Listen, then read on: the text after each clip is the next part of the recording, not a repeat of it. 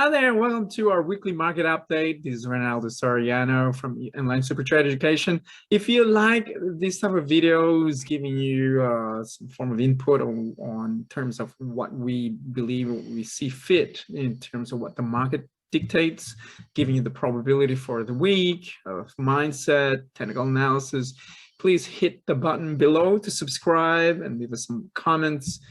But before I'm going to start, please note that these videos are for educational purposes only and not to be taken for advice.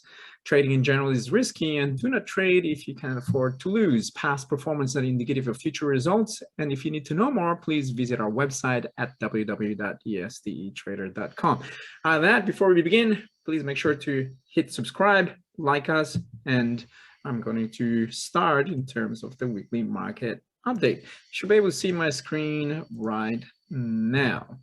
So I'm going to go through first in terms of the macro global component of technical analysis or fundamental analysis. And for this week, we have pretty much something to be aware of. Tuesday, Chicago PMI, consumer confidence, their medium impact. GDP, you have the quarterly report in Australia. German final manufacturing PMI, which is going to be a medium impact. OPEC meeting minutes, so we're going to have that basically on Wednesday, and OPEC JMMC meetings. Then you have ISM manufacturing PMI. And Thursday, we have unemployment claims. FOMC member Bostic is going to speak. And back to the Aussie retail sales, and Friday, which is going to be a very special day trading. We have average hourly earnings, non-farm unemployment change, and non-farm payroll unemployment rate, and ISM services PMI. So these are the macro fundamentals, the news that we need to be aware of. And we're going to go through now in terms of the macros and see what's really happening for this week. Okay, so unfortunately, I didn't do my report last Friday, but looking at it, being Monday at this point in time, we have a very bullish candle last week. However, it created also a peak. Or the other thing you need to be aware of is that what's really based on political aspect in terms of what's happening in Afghanistan. So the market in general, they don't like certainty, or sorry, they don't like uncertainty. So be aware of those, okay? Be aware of that. All right, let's go through and looking at weekly. Create a new peak, in my opinion, just be aware there could be a potential downturn from a correctional standpoint. So I'm not bullish with the Dow, to be honest. And notice here too is a level of supply right at this point, and no one wants to go beyond 5,631. S&P is a different game of what it's currently playing at this point. Notice also a reduce in volume despite their bullish prices going up. So there's some form of divergence happening there. Looking at the daily, created new high today, 45.37.88 from this impulsion. In my opinion, a correction is going to bound to happen, so just be aware. And if you're still basically going long, just be careful. And I'm just letting you be aware, just be cautious. In terms of the old volatility index, it is within the demand at this point in time, and it just hit right there. So let me, yeah. So it's sitting within a demand area at this point. I'm also bullish with the volatility index. Dollar index stabilizing itself. I am also still bullish with the dollar index, since it's still basically in an uptrend, in my opinion, which is a correction from the news. So I'm bullish with the dollar index. Oil, I'm currently bearish with oil at this point in time, despite overall it's also bullish, but because of the dollar is currently also very strong. But it all depends on what the OPEC is going to dictate or state as of Thursday, okay, Wednesday or Thursday. Crude oil, same thing, from a very bullish move last week. Now, since it's also very bullish, there's a lot of movement in both crude oil and US oil. Possibility, to be honest with you, it's more like to move is more than likely to happen with the condition that it will break out within this trend. Other than that, it has to create a higher low before it can continue. So medium to longer term, still bullish with oil. Short term, I'm bearish with it. Some form of a correction because it's also way overbought.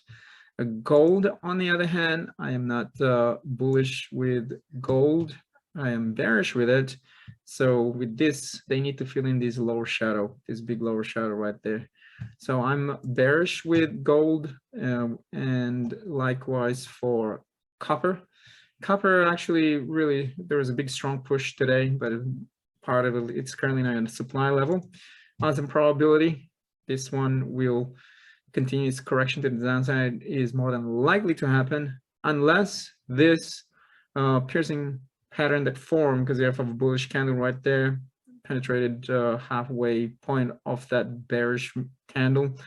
But because from a daily perspective, this is also currently priced at supply, it needs to also create a higher low before it can continue to go to the upside. All right, TYX is currently bearish on the daily time frame, but looking on a weekly perspective, from a bunch of higher lows, still also in an uptrend. In my opinion, this can also continue all the way there. So if the dollar index will revert back, depending on what the news are going to be, of course, in terms of market conditions, if it's an uptrend, despite whatever the news is going to be, you're still going to push it to the upside. But nevertheless, going with the treasury yield, the 30-year bond through here, I'm bullish with it, unless this lower high will take precedence. But other than that, part still in the demand area. So there's a better price point of actually buying at this point in time. Going now with the weekly of the Aussie, you have a higher low currently pierced through, and also part of a supply at this point, because it's also basically on the downtrend. We'll see. All right, if it finishes like this, then there's a possibility that this could revert back to the upside. So this week, medium to longer term, I am bullish. Shorter term, I am bearish with it, because from supply perspective, it can come back all the way back down 7150 to retest price points before it can continue to go to the upside. Euro, since I am bullish with the dollar index, I am bearish with euro. Weekly, on the other hand, created a new lower low, created a bullish engulfing. Normally, this is a reversal pattern. Right at this point in time is a part of equilibrium. It's too expensive.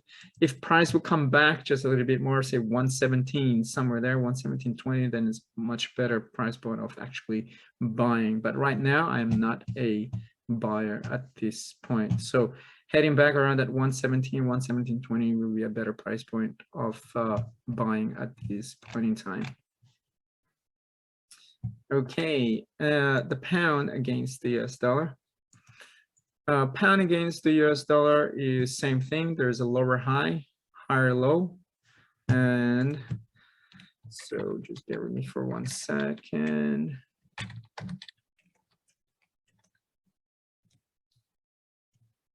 In terms of the weekly, created a same thing, a piercing pattern, a higher low. There's also a opportunity for going long at this point.